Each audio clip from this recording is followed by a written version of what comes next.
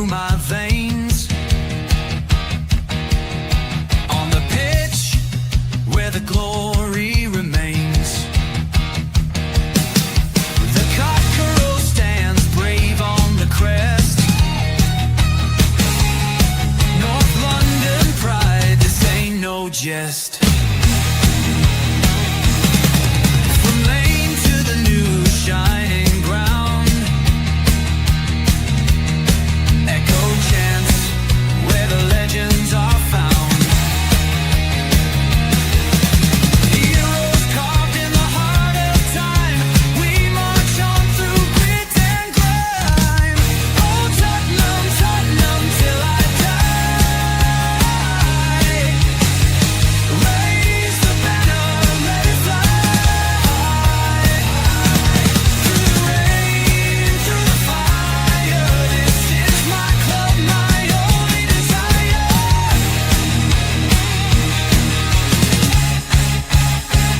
Oh Tottenham, Tottenham till I die. Raise the banner, let it fly. Through the rain, through the fire, this is my club, my only desire. Echoes of King and Greaves in the air. Every goal, the sound declares. Heartbeats pound like a drummer's song, marching forward, fierce and strong. We're the ones who rise in the clash. Numbers running in a white shirt dash. History burns in the roaring crowd. Every game we scream it loud. Oh, Tottenham, Tottenham till I die. Raise the banner, let it fly. Through the rain, through the fire, this is my club, my only desire.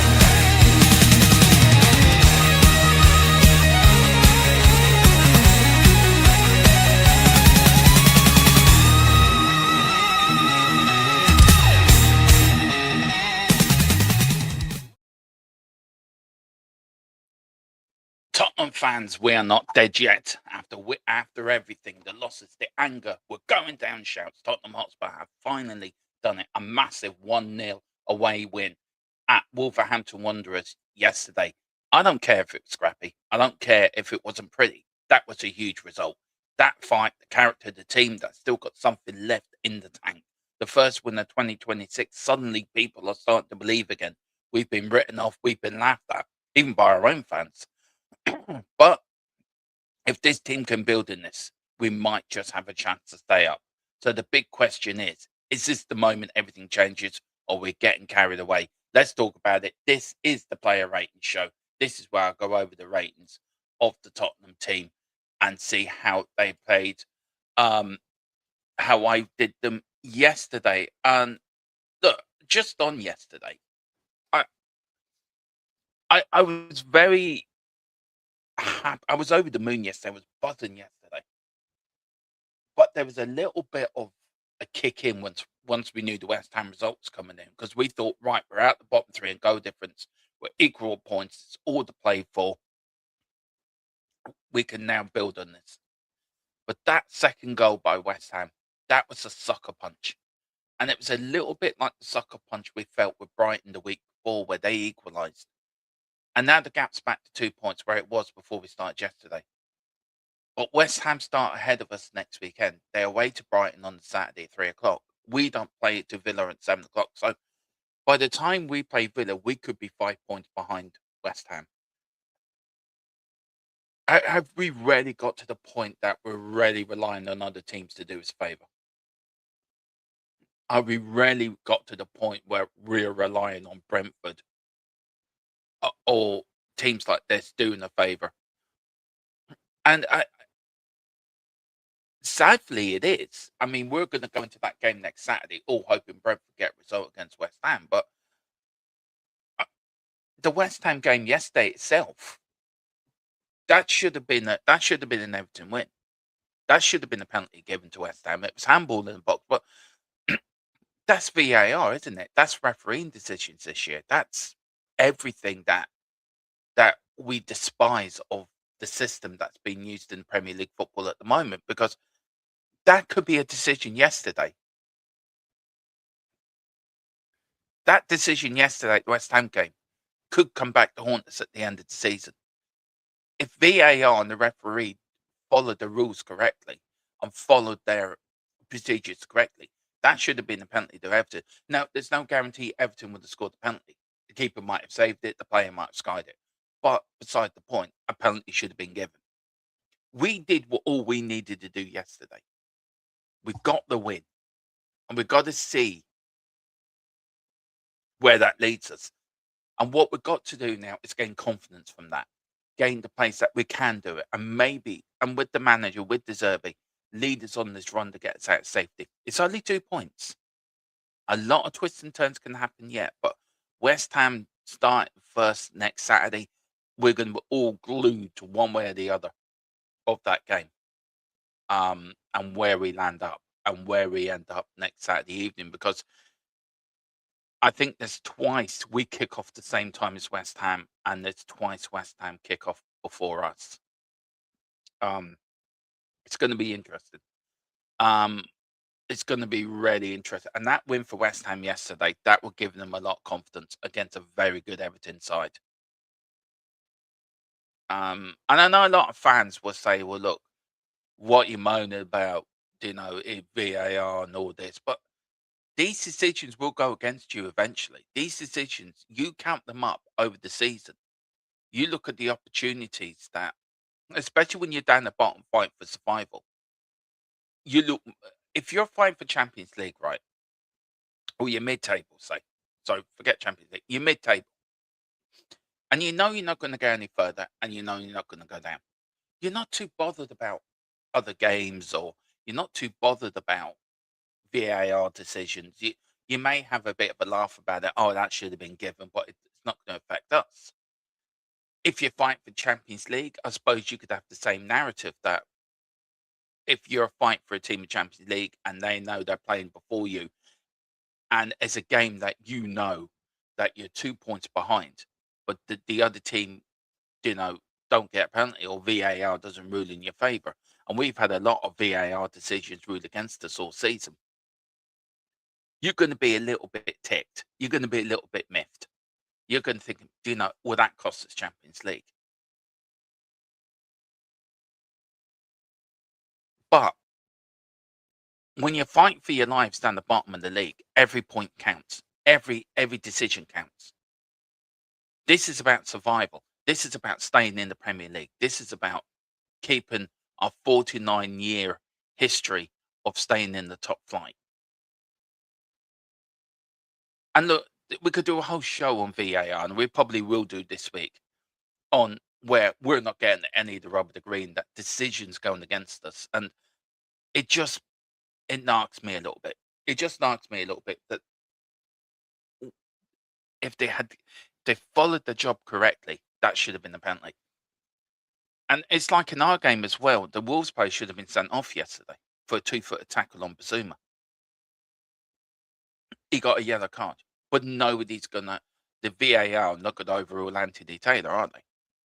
Wolves shouldn't be down to 10 men, and them are the decisions, right? At the end of the day, but we got the win by hook or by crook. We got the win. We got the win against everything, and that's important. That is so important. The 3 points that can mean to us at the end of the season. That win yesterday, that could springboard us to going on a run now, giving us the confidence to go up to Villa and get a result of Villa, giving us the confidence to get a result against Leeds, giving us the confidence to go and get a result against Chelsea, giving us the confidence to go and get a result in the last day of the season. But we've got to do our job. We've got to go out now. We've won. Right, fine. Put that behind us. Let's concentrate on the next game, on the Villa game. Let's concentrate on that now. Let's get our heads around that. We've got to go up there and get a result. So it's going to be really interesting the next, say, 3 or 4 weeks. I don't know how many weeks left of the season. What with today? So we've got 1, 2, 3, 4. The next 5 weeks is going to be absolutely vital. And we do have the easier running than West Ham. All West Ham have to do is mirror our results. If they draw, um, they they have to win. I think 2 of the last 3. I think to have anything. And Villa as well got a European semi-final chunk right in the middle of our game, so that could go with us as well. So there's a lot that could go with us. I look, I'm delighted with the win yesterday. I'm not counting my chickens yet. I'm not getting. We're staying up. We're staying up. If we can get against, I still believe we can stay up. I still believe we can do it. I still believe that we can retain our Premier League status. I still believe that we'll have enough about us to get us out of trouble. Now, it may come at the last game of the season, which I've said about 2 months ago. It's going all the way to the last game of the season.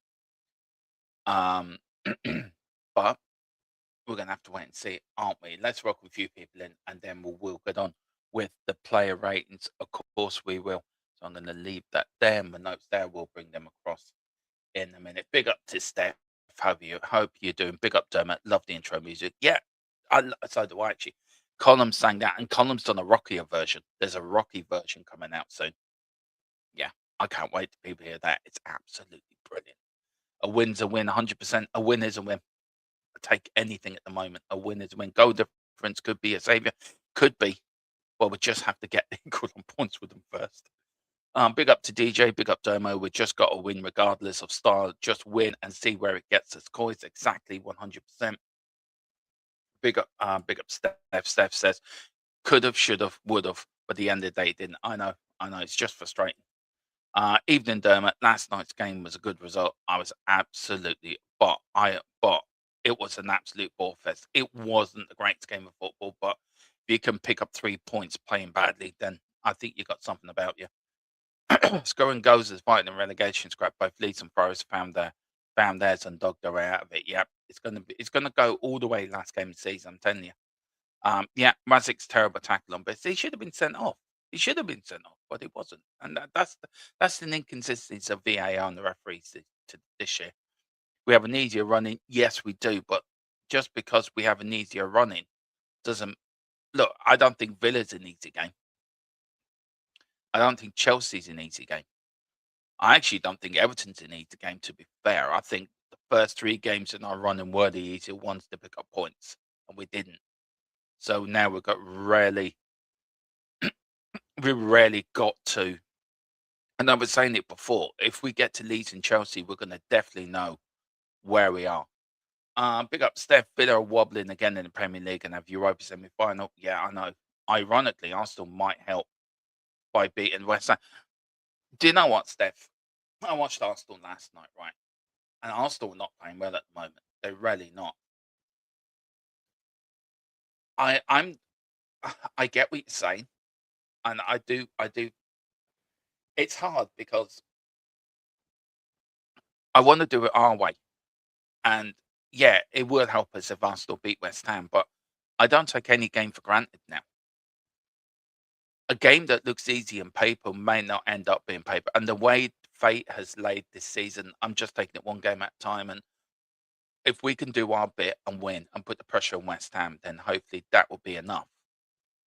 But Arsenal ain't playing well either at the moment. They're having a little bit of a wobble themselves. I know the one yesterday, but they weren't fantastic. So every game is just going to be. I just don't know. I hope so, Steph. I hope so. I just want to stay up so badly. I want to stay in the Premier League so badly. It'll break my heart to see us go down. I've always said it. I've made peace that we might get relegated, but I think reality will kick in very quickly on the last day of the season if we do go down. You may see tears. You may see tears on this channel if we get relegated. You may see tears. Big up to the boss man. Big up, boss. It says Leeds have game may become yeah. It may be our most important game, Colin, for 49 years. That's how big this is. That is how big this is. I am waiting for a bit of an update if I can on Xavi. So the latest I do have on Xavi, I've just got it just got it into me here. It's just dropped into my WhatsApp. It's unknown. The seriousness of the injury is unknown, but it's leaning towards a serious until scans come back. We won't know if he's out for the season, but it's looking that way at the moment. That is the latest on Xavi, that he could be out for the season, but we don't know if he's out for the season, but it's looking that way at the moment. Now, Dom Solanke could be a muscular injury, and he could be out probably for a couple of games, but we have to wait and see. But big up Colin. Oh, it's a great help to the channel, always coming in. And also, when I mean a great help to the channel, he does all my tech work for me. He does all my studios for me. He does my intros for me. He sings the intro song for us. So do get over to O'Connell Designs. The description is in the link below. There will be a video explaining O'Connell Designs completely and what it's all about. It'll be better than me rabbiting on about it because I don't think I'd sell it at all. But as you can see, he does my studios. He designs everything for me. He does all my tech work for me as well, which is absolutely fun, and which saves me doing it because I'm useless at it. But yeah, do go over to O'Connell Designs, the best design company in the UK, if not Europe. And once he gets going, he's going to be probably the biggest design company in the UK. I say in the next 5 years. I do firmly believe that this Columns company will grow into the biggest UK design company because his work is second to none. His work's probably the best out there. So if you don't use O'Connell Designs, you're a fool. If you do use O'Connell Designs, you're a genius. So do use O'Connell Design. The email is in the description below, guys, and there will be a video coming out within the next. There will be a video coming out in the next month or so, describing it better than me. Just to let you know, guys, there is a new intro coming out. Possibly, there will be a new intro out for the summer content. There is a transfer intro as well, new intro coming from the transfer shows we're doing from um for the transfer and new stuff as well. I've seen them. It's absolutely I'm amazed by the work he does. So yeah, please do get over to Column Design. It is it is brilliant. Big up to DJ. There's no easy game when you're desperate to stay up. Exactly. Exactly. There is no easy game. There is no easy game. And then Steph saying no to Column. Big up David Clark. Hello, David. How you doing, buddy? How's your family with Leicester? What a disaster with Leicester, eh, man? 10 years. Premier League champions to League One. It's unbelievable. Kingsley with the 10. He's gone with Porro with 1, Danso 8, Van der Van 8, Spence 1, Basuma 8, Bandicourt 8, Gallagher 6, Simmons 8, Solanke 8, 6, Morani 1, Tell 10, Richarlison 6, Bergville 6, Palunia 10, Deserby 10. Yeah, I sort of disagree with some of them. I'll show you mine in a minute. But yeah, I don't disagree with Kingsley. He's my man of the match yesterday, and I'll tell you why he is. Uh, I do have faith in you, brother. I have a lot of faith in you. The crazy thing is Newcastle could be the one to end up getting relegated instead of us if we win 4 out of 4 Romanian coasts that don't win 2 of the Romanian. Newcastle ain't going down, Boris. The Newcastle, I know there's a lot of talk. Newcastle ain't going down, but it'd be West Ham going down, not us. But big up, Boris. Hope you're doing well. I know what you're saying. It's the crazy thing, isn't it? It's the crazy thing that Newcastle have gone on this winless run at the moment. They do need 2 wins to stay up, but I don't see them going down personally. But anyway, let's crack on with it. You're here. You don't hear me rattling on. It's all about player ratings. Let's get rid of. Why is that not coming off? Okay. I can't get that off. Just go. Go. Oh, well, fuck you. Anyway, okay. Here we go. This is the player ratings. So welcome to the show. Hope you like the design as well. Let me know if you do or you don't. Let me know if you want me to change it. Are you quite happy for me to keep like this? And also let me know if you want me to use this for the player rate for the predicted lineup as well. So let me know. Right, we are starting with Kingsley. I give him a 9. And the reason I gave him a 9, he made a couple of big saves yesterday. He made one when Danso got sort of outrun by Armstrong, I think, in the first half or second half, and and Kingsley come flying out and headed it out with his head, I think, at one point. So yeah, he made a couple of big saves yesterday, especially that save at the end that gave us the win. If that's Vicario on goal, I think that's in the back of the net. I don't think Vicario saves that, and I don't think Vicario either saves the first one either. So I think Kingsley, for me, he brilliant saves yesterday. Was solid with everything he did. So when he was called upon, he was there, and he didn't have a lot to do yesterday. Pedro Porro for me gets a 6. He struggled a bit yesterday, Porro. I think he struggled to make an impact on the game.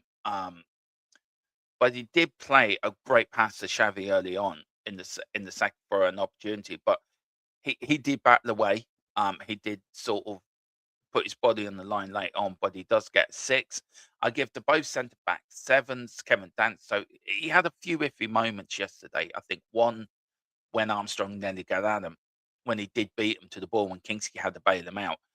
But otherwise, he did all right. He did okay, and he dealt with everything, and he didn't let the drama of Brighton get to him. He just come out and did his job and did what he had to do. So another good performance by Danso, and I prefer Danso. I like Danso, and I've always said it that if Danso is in the centre back role with Van der Ven, it's more balanced. It's less chaotic, if I'm being honest. And I think Danso's a great defender, and I think he did brilliant yesterday. And what he went through during the week, a lot of players would have shied away from that. A lot of players would have let it affect him. It didn't affect him yesterday, so I thought it was fantastic. Mickey van der Ven, again, another captain's performance by the Dutchman. Very little went past him yesterday, very little. And he was often covering. Yeah, he was covering for Spence as well yesterday. If you notice, he was playing an awful lot on the left back when Spence was caught short for not coming back, or if Spence was attacking. There was Van der Ven doing two jobs already instead of one. But another good captain's performance by the Flying Dutchman. We've got Jed Spence as well. He covered plenty of grass. I give him 6. He covered plenty of grass yesterday up and down the wing, but it he didn't, for me, offer anything going forward. He didn't offer anything in ways of linking up with Xavi on the left. It just didn't seem to link up well. A bit like Porro and Morani, they weren't linking up. The left backs and the left winger and the wingers weren't linking up. You need them to link up for them to be effective, and they weren't linking up yesterday. So I do feel that missing your doggy yesterday, I think he works better with Xavi than more than Spence does, in my opinion. But he was all right defending, but he didn't offer much. So that's sort of a bit of a bit of a performance. Bentacore, I know I'll give him an 8. I did watch the game again last night. Do you know what? I'm going to give him a 9. I'm going to upgrade that to a 9. I thought that he was the best player in the first half. And when we needed him throughout the game, he was there. He never let us down. His fitness is improving, and the passing that he gives in that midfield is second to none. And I think we've really missed him this season. Um, he did have a header in the second half as well with Forge the Rules goalkeeper into a great save. It was ruled out for half side because when the ball came out, it came off Gallagher, so it would have been ruled out. I think it would have been ruled out for offside anyway. But a great performance again. He's getting his fitness back. He's getting his fitness back, which is great, which has been crucial. Basuma, do you know what? I'm a bit mixed on Basuma. There's part of me says he should not be playing for the club, but we need him at the moment. We do need him, but he should be playing. Um, he did try to move the ball quickly. Um, he did take a massive hit at the end of the first half. The tackle by Andre. Now, Andre should have been sent off for that tackle. It was a 2-foot tackle. He may have got a bit of the ball, but for me, it was high.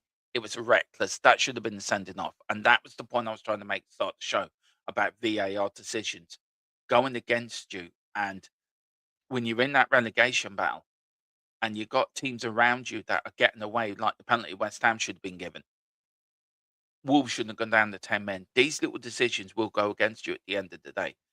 Um, but I don't think he offered a lot in that midfield yesterday.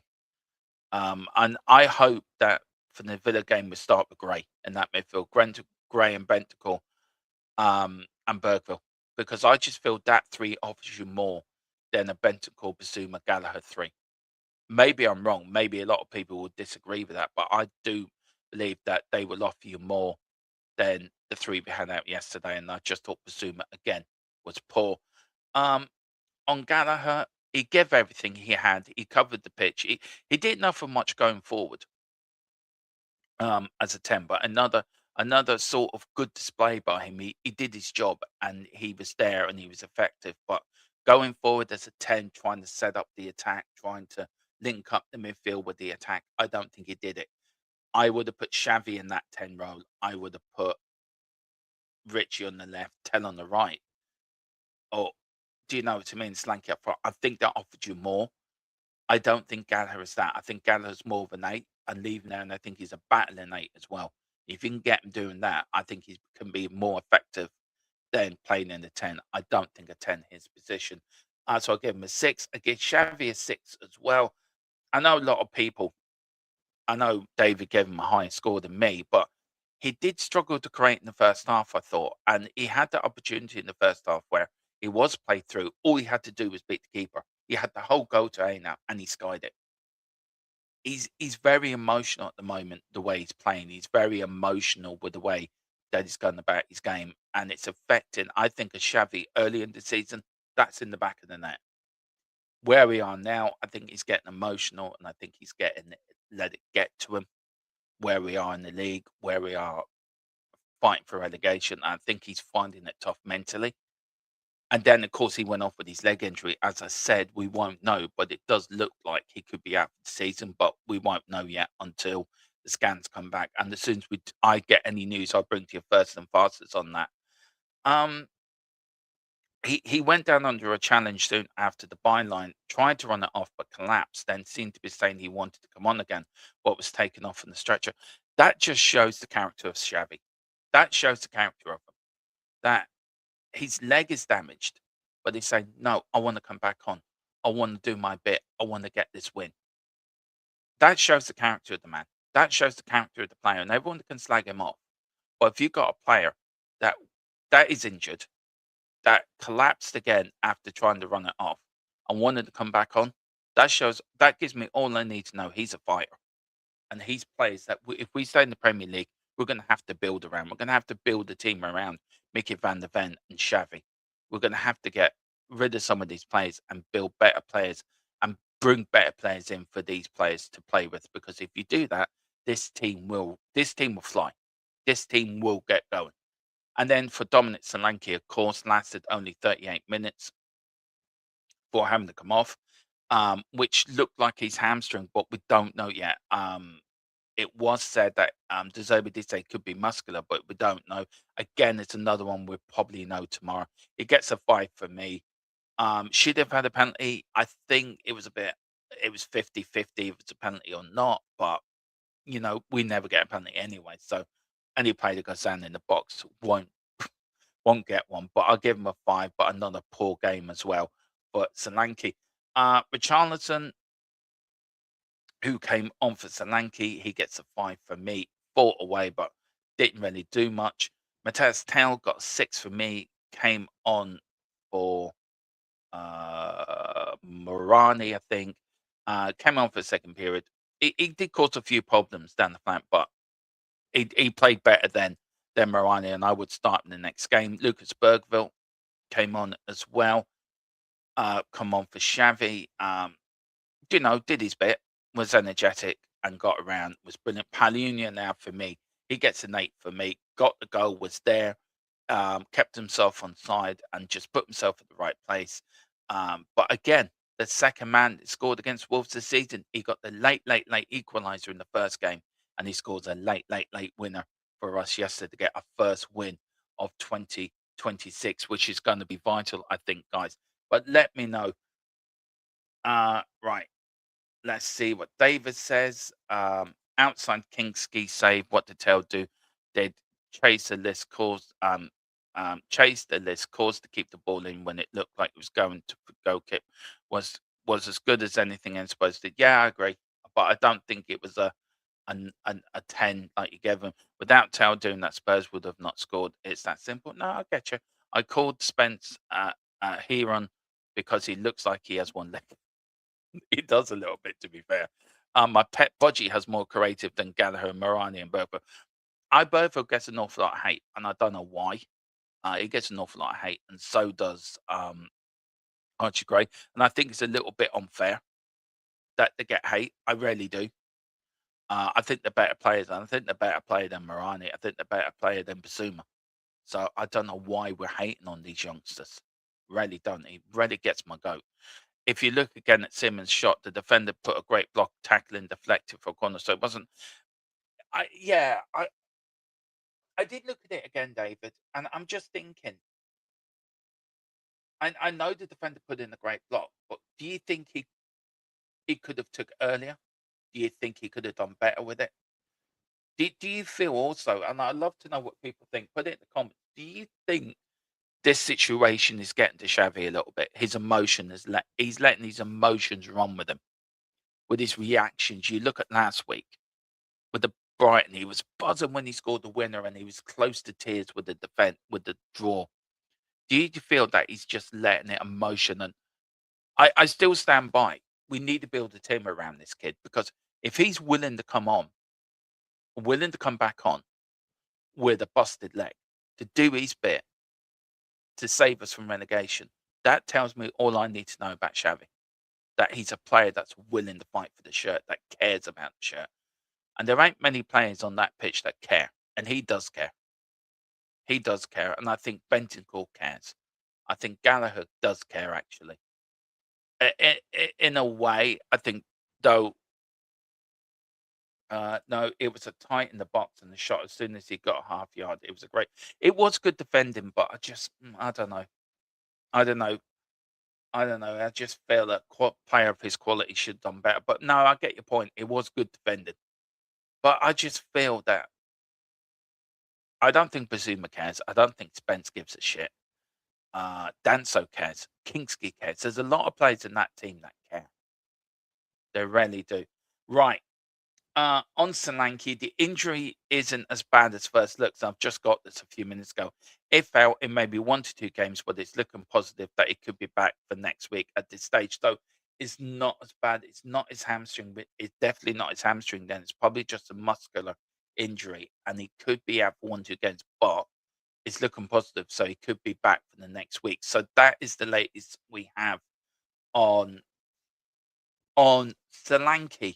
Guys, we're going to leave it there. Thank you so much for watching. Thank you. And please hit the like. Please hit the subscription. Look, I know this month hasn't been the greatest for the channel. We haven't really, because of the 3-week break to international Gs, I know content's been a little bit lighter this month than normally it would be.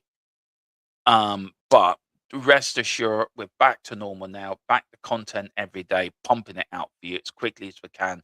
We do have transfer update probably on Wednesday. We've got Tottenham updates tomorrow at 4 o'clock. Then we've got the tomorrow at 5. Sorry, we've got Tottenham update at 4 or 5. I can't remember. We've got the show tomorrow night. We're going to look back at the Wolves game. Me and Billy. And Dr. Tottenham's going to join us as well at 8. Tuesday, there will be a Tottenham update show as well. We're going over all the news for Spurs. Wednesday, there will be a transfer update show at 4 and the show the evening at 8. Thursday, there will be the podcast, of course, at 2 o'clock. Me and Dave's Irish Lads Talk Spurs. Thursday evening, the other podcast, North London Talks Football podcast. Episode 5 will be coming out, where me, Nick, Brenny, and Billy will be talking all things football and North London. And then Friday, I think Friday I'm going to have a day off. Saturday, we've got all the build-up, of course, to the game on Sunday. And then Sunday, all of your match day build-up, watch along after the whistle and everything like that. So, guys, a lot coming up this week. So do join me for that. Come on, you Spurs. We're out of the We're going to get out of this relegation zone. We're going to survive. Come on, you Spurs. And the big cockerel.